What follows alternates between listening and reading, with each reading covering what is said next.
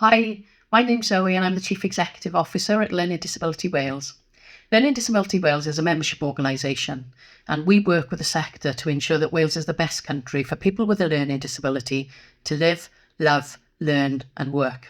And we're looking to recruit a business development manager to help us with that. There are two pieces of work that we need your help with.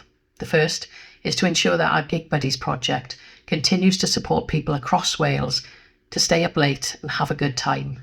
And the second is to ensure that we are affecting change through work with our policy and communications team, ensuring that children and adults with a learning disability in Wales have access to all of their rights.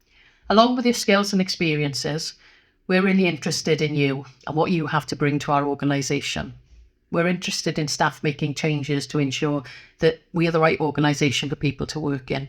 So please get in touch with any questions.